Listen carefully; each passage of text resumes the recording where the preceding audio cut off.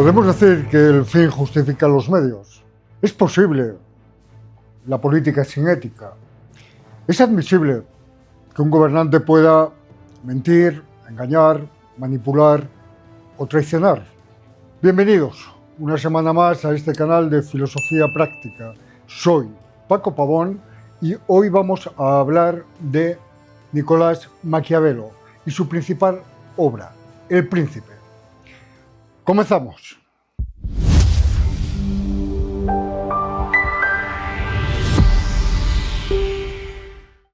Nicolás Maquiavelo es un hombre renacentista. Estamos hablando de finales del siglo XV y principios del siglo XVI. Contemporáneo de Erasmo y también de Tomás Moro, de quien acabamos de ver hace poco su obra Utopía. Inmerso, pues, en un ambiente y en un contexto en el que el ideal renacentista empieza a cambiar y a modificar los grandes esquemas sociales de esa época. Estamos en un mundo en crisis. Parece que el mundo está siempre en crisis. Un mundo de guerras en el que están los antiguos imperios, las monarquías absolutistas, en el que las luchas religiosas y el cisma religioso está patente y recorre toda Europa, y en el que el descubrimiento de nuevos mundos, el descubrimiento del continente americano, trae nuevas noticias de otras culturas, otros modos de vida y una idealización de lo que es la bondad del hombre.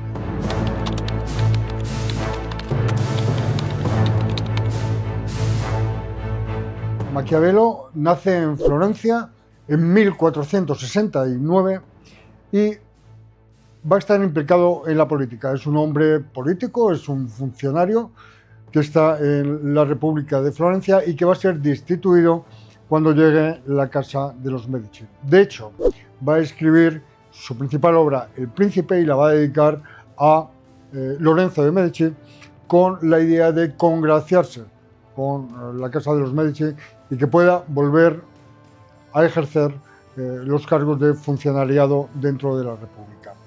Italia no es un país todavía. Italia es un conjunto de repúblicas en guerra entre sí mismas y que a la vez es también motivo, todas esas repúblicas, de ambición por parte del resto de los imperios y de las monarquías española, inglesa y francesa que quieren ampliar sus territorios, sus dominios y, por supuesto, hacerse con los recursos de estas potentes y ricas repúblicas italianas. Esto es lo que mueve fundamentalmente a escribir El Príncipe a Nicolás Maquiavelo. Maquiavelo es uno de los pocos personajes en la historia que va a conseguir que su propio nombre, que su apellido, Maquiavelo, pase a formar parte del vocabulario normal y corriente de la gente. Todos entendemos un sentido peyorativo cuando decimos que alguien es maquiavélico, ¿no? Quizá injustamente, porque hay una grandeza en esta obra y es sobre todo su originalidad. Hablamos del realismo, de la política realista. Aplicar la realidad de la vida, no lo que lo que sucede, no lo que debería ser. Este es el gran aporte de Maquiavelo, el realismo político.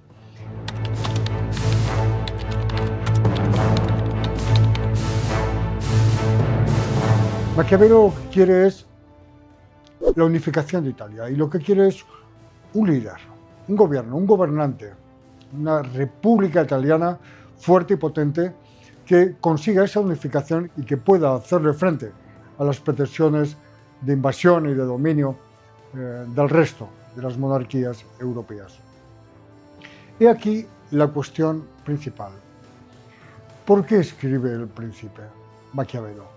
Lo hemos dicho, pretende que surja una figura, un príncipe, lo suficientemente carismático como para promover la unidad de Italia. La obra en sí, El Príncipe, está dividida en varios libros y sigue un esquema en el que prácticamente desde el principio dice qué tipos de monarquías hay, cómo se puede llegar al gobierno si es mejor tener un ejército propio o un ejército de mercenarios, y la parte quizás más importante de la obra, que es las características del gobernante, del príncipe, y todo lo que tiene que ver con la ética o con la moral, y todo lo que tiene que ver con la finalidad de la política, que según Maquiavelo no es otra que mantener el orden y otorgar fuerza a ese gobierno.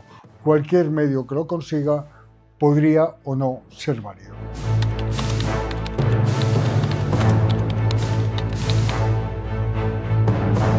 ¿Cuáles son las características de este príncipe que propone Maquiavelo?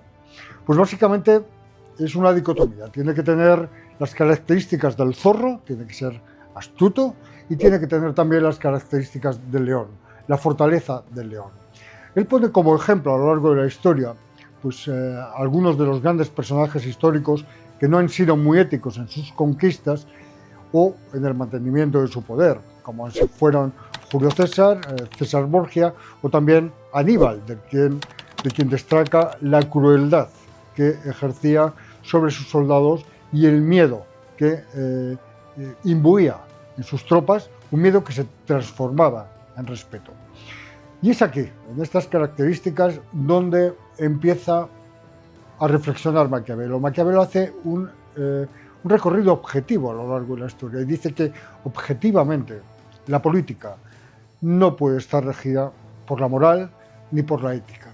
Él dice que el ser humano, los hombres, somos volubles, somos interesados, somos poco fiables y que tanto los principios de bondad, ética, igualdad, generosidad, piedad, no son válidos para la política. De hecho, él cree, deduzco, que tampoco son válidos para mantener una cohesión social. En este sentido, ¿cómo tiene que ser un gobernante? ¿Puede mentir un gobernante? Sí, puede mentir. ¿Puede traicionar a su palabra un gobernante? Sí, lo puede hacer. Pero, ¿cómo puede hacer todo esto según Maquiavelo? Lo tiene que hacer de la siguiente forma. Tiene que disimularlo de virtud. Es decir, lo que importa es la imagen, no la esencia. Tiene que dar legitimidad a su mentira, a su falsedad o a su traición, de manera que el pueblo, la sociedad, entienda que todo eso lo ha hecho por el bien común. Para Maquiavelo, esto es exactamente el arte de gobernar.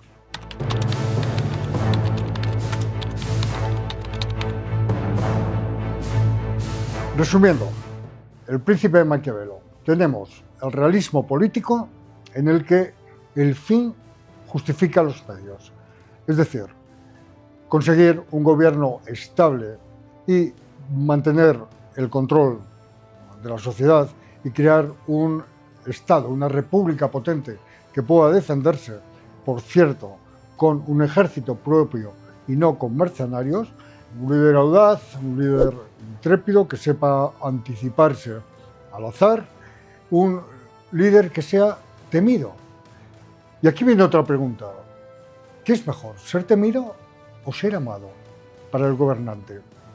Pues si hay que elegir, es mejor que sea temido antes que ser amado, porque, según Maquiavelo, la experiencia demuestra que un exceso de bondad y un exceso de piedad o de benevolencia lo único que consigue es muchos más perjuicios sociales que beneficios. Por lo tanto, es mejor ser puntualmente cruel, dar ciertos matices, ciertas pinceladas de una imposición cruel, para así despertar el respeto entre la ciudadanía y, si no puede ser el respeto, el miedo.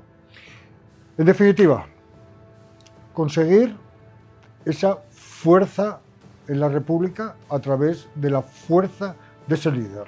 Un líder que es zorro, astuto, y un líder que es león, fuerte. Y nada más, amigos, esta es la lección que nos da Maquiavelo, en la que dice que la ética es una cosa y la política es una cosa muy diferente.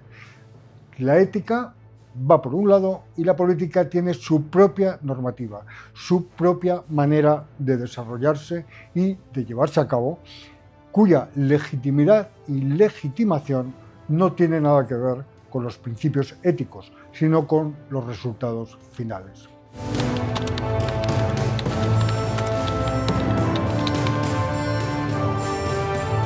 Y así es Maquiavelo, alguien que nos dice que algunos vicios, como la astucia, la maldad, el engaño o la falta de la palabra dada, pueden ser beneficiosos, y un Maquiavelo que nos dice que algunas virtudes, como la bondad, la piedad, la certeza o el mantener el compromiso a la palabra dada, pueden ser perjudiciales.